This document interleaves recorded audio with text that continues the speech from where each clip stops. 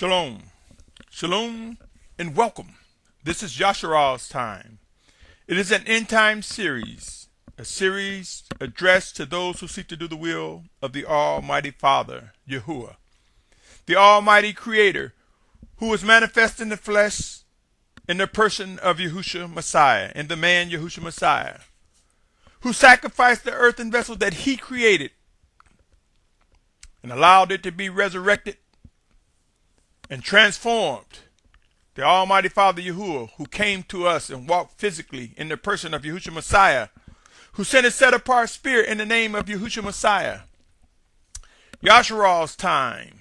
This is an end-time series to those who will discover words that are necessary for the building up, for the preparation, for the refinement of true Yahusha, consisting of both Hebrews and Gentiles made one in Yahusha Messiah. This is a time for discoveries, a time for things to be made known and revealed to us, we who will fulfill what has been written regarding the gathering from the four corners of the earth, regarding the final exodus, we who will be among the ranks of martyrs for Yahusha's sake. Yahusha's time. If you're tuning in for the first time, my name is Symmanayah, and these are the words I'm compelled to present. Today is January 9th, 2015, and this is part one of a segment entitled Two Sides of Fear. Two Sides of Fear. By now, most, if not all of us, have experienced some form of fear in some way, shape, or another. There are those who speak relatively boldly in these last days, saying, I am not afraid of anything. I don't fear anyone or anything. Some say it too quickly, some say it prematurely, some know that they are lying and just boasting in their own conceit. But proof will come. My brothers and sisters, each of us have probably faced fear in some way, shape, or form. This segment is again entitled Two Sides of Fear. It is to address the need to prepare, to face preparation and exposure to the word fear, as end times will become intense. It has already begun for many who are in drought-stricken areas, or areas that are polluted, or areas where famine is widespread, or disease and pestilence is overtaking them. And it will spread across the planet. Fear will spread, my brothers and sisters. The question is, are you able to discern the two sides of fear? Allow me to share a passage with you before going further into this subject, the subject of fear. John 12:32. It reads, if I am lifted up from the earth, shall draw all men to myself. Who has asked, how do we lift up Yahusha Messiah? I submit to you, we lift him up by our worship and obedience, by the pursuit of set-apartness. We lift up Yahusha by yielding to his teachings and submitting to the words, the orders, and commands that are made alive before us. John 6:44 says, no one is able to come to me unless the Father who sent me draws him, and I shall raise him up in the last day. James 4:8, that was John 6:44. James 4:8 reads, draw near to the Almighty One Yahuah, and he shall draw near to you. Cleanse hands, sinners, and cleanse the hearts, you double-minded. My brothers and sisters, all too often we read, and many of us interpret the text differently. Due to our perception, our interpretation of what we read differs. Believe it or not, it is influenced by how we were raised from birth, or how we were taught in the education systems, or the behaviors and the culture in which we were accustomed to being in play an important role of how we interpret what we read.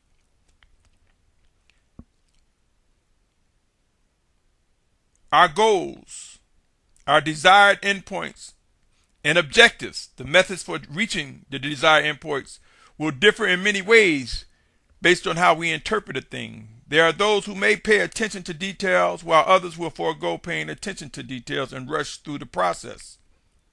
Some may even attempt to ignore the process. How many have given thought to the process of the functions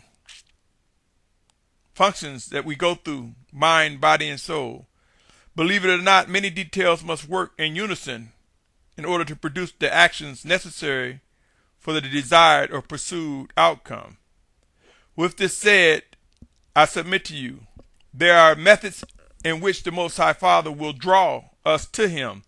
There are methods the Most High will use us to lift up Yahushua Messiah. And I submit to you, occasionally, one of the methods will be fear. If you doubt this, listen further, and you will come to know how the fear of the Almighty Yahuah is the beginning of knowledge and wisdom. If we believe by lifting up Yahushua Messiah, he will draw all men to himself, would it not be wise to realize it is part of the Almighty Father's plan for this to happen? If we believe Yahshua will be gathered from the four corners of the earth, do this not require a drawing power to fulfill?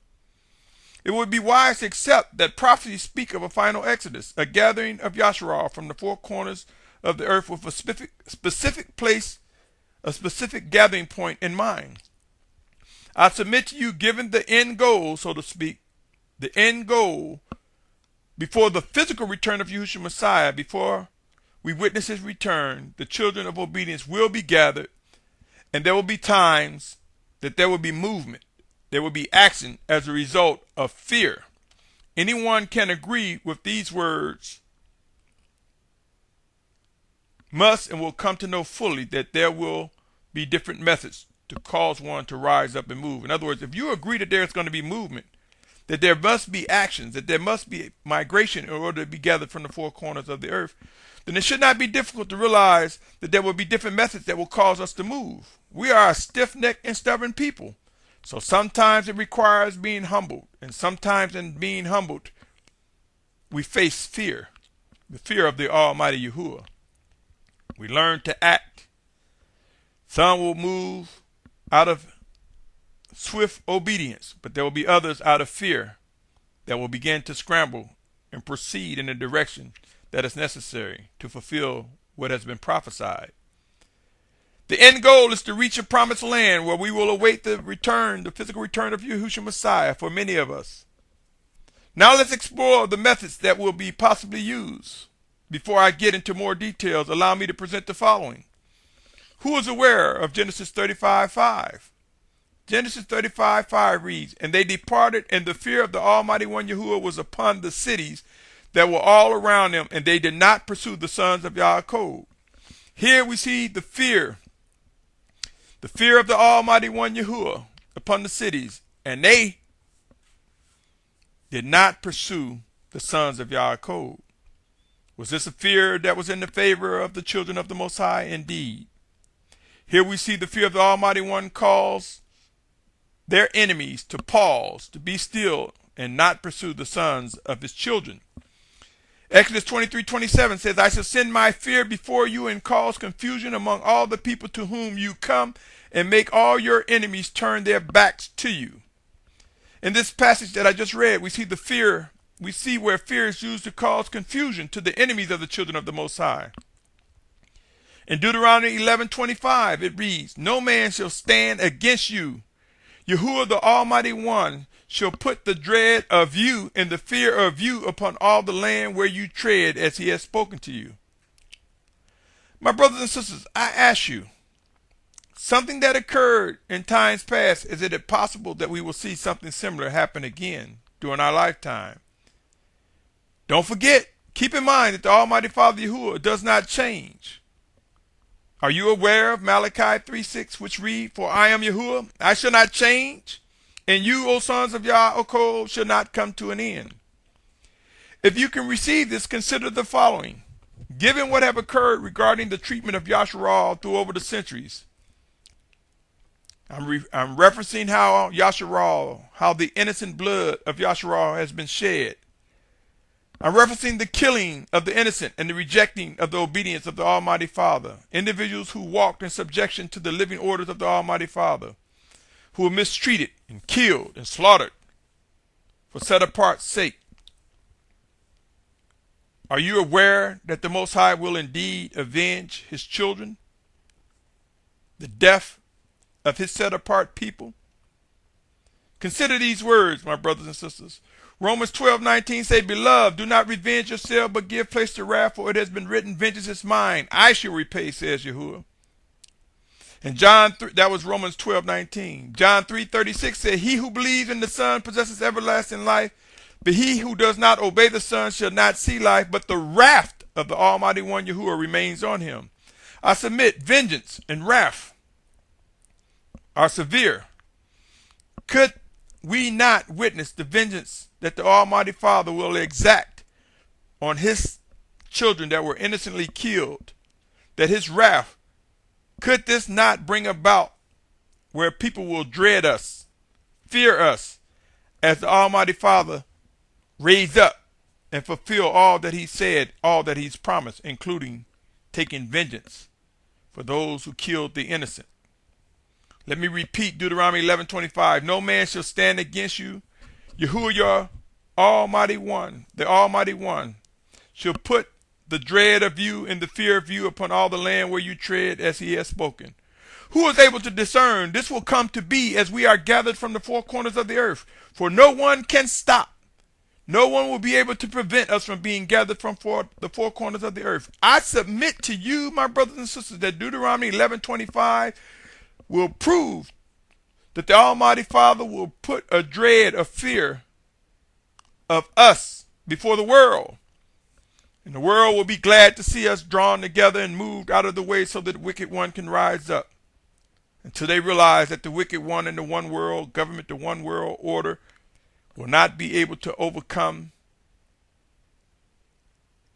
For they will indeed see the end of their days come as famine, pestilence, and disease, as fresh water leaves and food leaves. And out of their anger they will gather in Megiddo and march against the children of the Most High that will be gathered to the promised land. For there it will be plenty of water and food. It will be rejoicing. It will be worship. And when they have that final march against the children of the Most High, we will witness the physical return of Yahushua Messiah like never before. And this will bring to naught the existence of man the way we know it in these earthen vessels. Let us continue on the matter of fear. Ephesians 5:6 said, "Let no one deceive you with empty words, for because of these the wrath of the Almighty One Yahuwah comes upon the sons of disobedience." I submit to you, my brothers and sisters, where there is fear, I assure you, humility, repentance, and wrath is not far away.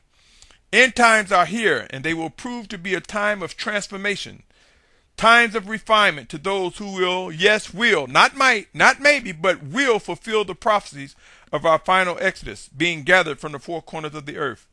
You may very well be surprised that you may come to know that you may indeed be among the ranks of those gathered from the four corners of the earth.